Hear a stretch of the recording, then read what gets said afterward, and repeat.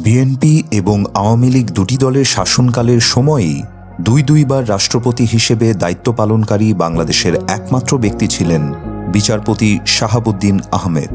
বাংলাদেশে নিরপেক্ষ দৃষ্টিকোণ থেকে কাউকে যদি নির্বাচন করা হয় তবে তিনি হবেন সর্বজনপ্রিয়। মজার ব্যাপার হল, নেত্রকোনার কেন্দুয়াতে জন্মগ্রহণ করা শাহাবুদ্দিন আহমেদ বিচারপতি হলেও তার ছিল না কোনো আইন বিষয়ক ডিগ্রি। তিনি পড়াশোনা করেছেন ঢাকা বিশ্ববিদ্যালয় থেকে। সেখান থেকে অর্থনীতিতে করেছেন স্নাতক এবং আন্তর্জাতিক সম্পর্ক বিষয়ে করেছেন স্নাতকোত্তর। একজন জ্ঞানী, কাজপাগল, নিষ্ঠাবান মানুষ ছিলেন বিচারপতি শাহাবুদ্দিন। কাজ ছাড়া জীবনে আর কোনো কিছুতেই আগ্রহ ছিল না তার। বলা হয় মানুষ সামাজিক জীব, তিনি ছিলেন ব্যতিক্রম।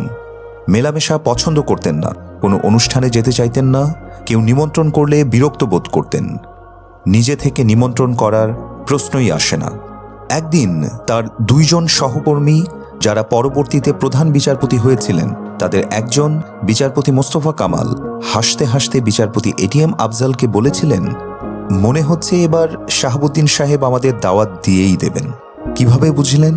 এটিএম আফজালের প্রত্যুত্তরে মোস্তফা কামাল বললেন, কোর্টে আসার সময় দেখলাম প্রধান বিচারপতির বাসভবনের ছাদে সামিয়ানা টাঙ্গানো হচ্ছে। দিন যায়, সেই নিমন্ত্রণ আর আসে না। একদিন গম্ভীর মুখে বিচারপতি মোস্তফা কামাল জানালেন, গোপনে তিনি জানতে পেরেছেন ছাদ ছুঁয়ে বৃষ্টির পানি যেন ঘরে না ঢুকতে পারে, সেজন্য অস্থায়ীভাবে সামিয়ানা টাঙানো হয়েছে। আর তাই তাদের নিমন্ত্রণের আশাতেই থেকে গেল।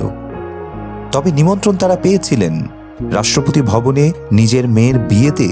ছোট্ট এক ঘরোয়া অনুষ্ঠানে জনা কয়েক অতিথির মাঝে রাষ্ট্রপতি শাহাবুদ্দিন একেবারে খাঁটি আঞ্চলিক ভাষায় তাদের হাত ধরে বলেছিলেন, পেট ভইরা খাইছেন তো, নাকি বাড়িতে গিয়া আবার খাইবেন? রাষ্ট্রপতি শাহাবুদ্দিন আহমেদের সারা জীবন ধরে নির্লোভ, নিরহংকার আর সরল জীবনযাপনের জন্যই হয়তো বাংলাদেশের মানুষ তাকে ইতিহাসের মহানায়ক হিসেবে চিরকাল মনে রাখবে।